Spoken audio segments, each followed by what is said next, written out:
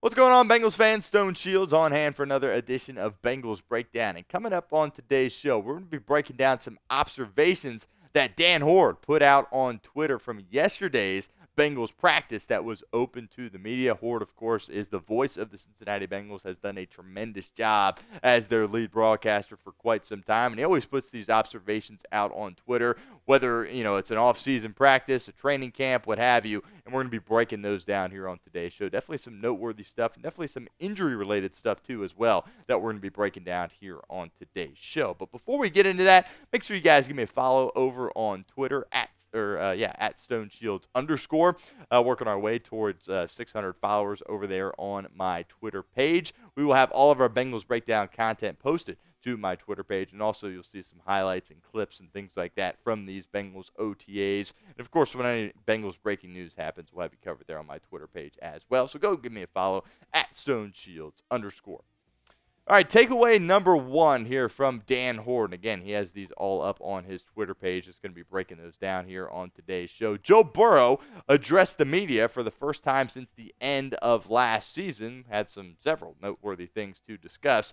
And really, most importantly, said this is the best that he has ever felt in an offseason. Obviously, Joe Burrow has had tumultuous off-seasons in his past, right? Obviously, you had the massive knee injury, right? As a rookie, you had the appendectomy that kind of popped out of nowhere. Getting back from the wrist injury, right? You had the calf strain. It's always been something, seemingly, with Joe Burrow in the offseason. But Joe Burrow, so far, is in a perfect spot as far as his health and just kind of overall recovery is at this point of the offseason. This is what Joe Burrow had to say in regards to the offseason. He said, I'm trying to get better, trying to get stronger, faster, healthier, try to find ways that you can optimize your health throughout the whole season. As I mentioned, he did address the media, and there were a couple noteworthy things that I did want to just touch on here on today's show. He did show his support for Trey Hendrickson, right? I said, that I was kind of hoping that the first question that some of those people that do a great job covering the Bengals would ask is be like, hey, you said T. Higgins was a need. Is Trey Hendrickson a need? Now, he did voice, his love and appreciation for Trey Hendrickson, basically saying, yeah, I hope he gets what he deserves. He does deserve, what the market dictates, right? He's been out there and he's been producing at a high level. But he also said it was kind of a we'll have to wait and see type of situation. I did think it was interesting. He wasn't nearly as adamant talking about Trey Hendrickson as he was about talking about guys like T. Higgins and Jamar Chase last season. Did think that was a little bit interesting, but he did definitely show his love and appreciation for Trey Hendrickson and definitely kind of cracked a little joke there with the media and said it was an exciting day, right? And obviously when he was with the Bengals last week, when he addressed the media and kind of had that scrum around him during that Bengals practice, which obviously was interesting. As we noted, the wrist is still something that he deals with, but he said it's in a much better spot this offseason than it was last offseason. Obviously, that is a good situation. Did talk about the fact that he's doing that QB documentary. That should be really, really exciting. And he also voiced his support for Jermaine Burton, who obviously had a awful rookie season last year, but apparently, according to Zac Taylor and Joe Burrow, he's done the right things here this offseason. I think the Bengals are hopeful that he can have a much better showing here in year two and at least act a little bit more like a professional football player. Leads to the pinned comment here of today's show. How many games will Joe Burrow play this season? Obviously, he was able to make it through the entirety of the 2024 season, which was awesome, yet the Bengals still found a way to miss the playoffs, but has had certainly injury concerns in his past. So let me know, how many games do you think Joe Burrow will play this season?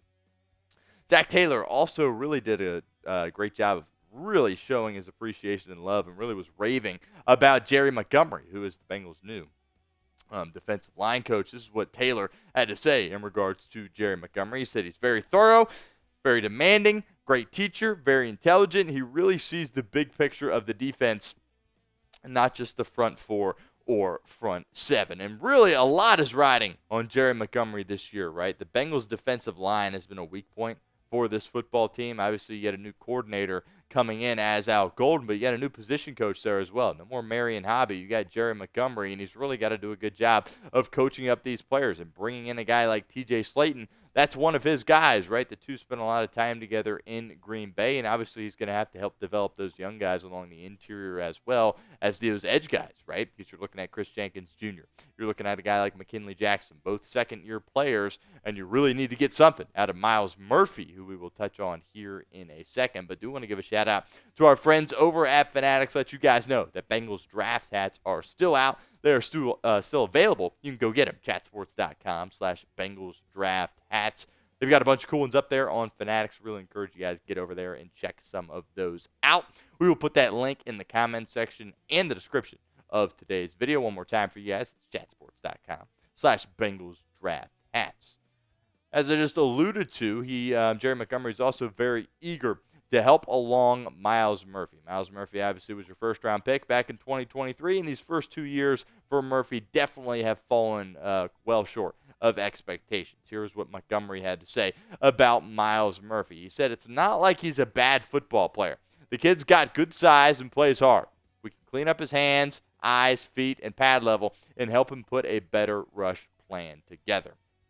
Obviously, he hasn't played like a first-round pick, and in a lot of spots, he wasn't even able to make his way out onto the football field, right? You got to give a credit to a guy like Joseph Osai, who was a later-round pick, obviously, in a different year, but Osai was really able to beat him out as that next guy along their rotation there. When they kind of phased off Sam Hubbard there as an edge rusher, it was Osai that saw more reps than Myles Murphy. Myles Murphy had 20 tackles there last season, also only had 20 tackles back in 2023. He definitely was kind of viewed more as a project that year, and that was kind of understandable, but the lack of production last year definitely was frustrating. And if Cincinnati is going to get to where they want to get to on defense, especially with all the uncertainty surrounding Trey Hendrickson and his contract situation, the Bengals are going to need Jerry Montgomery to get the most out of Myles Murphy, and it's going to be critical that those two work really, really well together, and we see a lot of improvement when it comes to Myles Murphy's performance.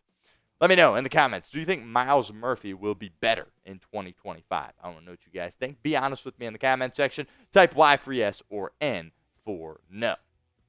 One of my favorite players on this football team is Tycen Anderson. I also think he's one of the most underrated players on this football team. Tycen Anderson said that he is aiming for the Pro Bowl, and he's looking to kind of have like an all-pro type season and really be one of the best, if not the best, special teamers in the National Football League. This is what Anderson had to say exactly. He said, "I want to be the best special teams player in the league. There are a lot of great dudes, and I want to be brought up in the discussion and push for an all-pro season." He's really kind of that secret weapon, right, for Darren Simmons on that special teams unit. He is always flying down the field ready to make a tackle. He's a sure tackler, right?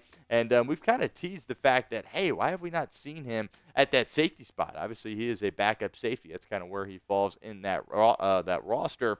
And it'll be interesting to see if there's guys like Jordan Battle and Geno Stone that struggled this season at that safety spot, if he could perhaps go in and play for Al Golden's defense. Obviously, that did not end up happening last year, and he was great on special teams for this football team, but it'll be interesting to see if he has a different type of role. This is one of the guys that's one of the best special teamers in the National Football League. I'm pretty fired up to see him back in 2025.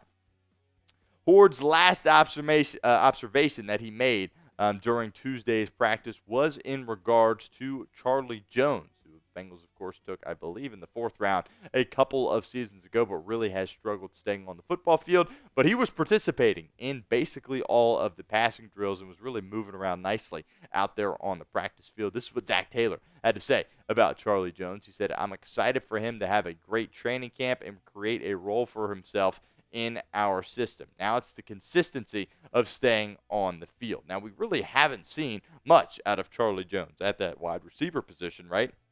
He's done some great things for you as a returner on special teams, right? When you're talking about punt return, kick return, what have you. But really, as a receiver, we have not been able to see him do too much. He had the hand issue that rookie year, and then they had that hamstring issue that really ruined most of his season last year. It was one of those things where it was like, yeah, he was going through the week, he was doing a little bit, he was questionable, then ultimately got ruled out when it was time to go play the football game. If the Bengals have something here in Charlie Jones, boy, look out. That wide receiver room is really, really dangerous. You obviously know what the top of the room looks like. Chase, Higgins, and Yoshi. If this guy can be that kind of 4th or 5th guy with Jermaine Burton and really shows that he can play the way that the Bengals thought he would be able to play when they drafted him a couple of years ago, boy, this really could be the best wide receiver room in the National Football League. And I already think it is the case with or without Charlie Jones. But if he can provide juice for this football team as well, look out. Might just be unstoppable. Now, we will have you covered with all Cincinnati Bengals news here at the channel. Don't miss out. Hit that sub button for me right now.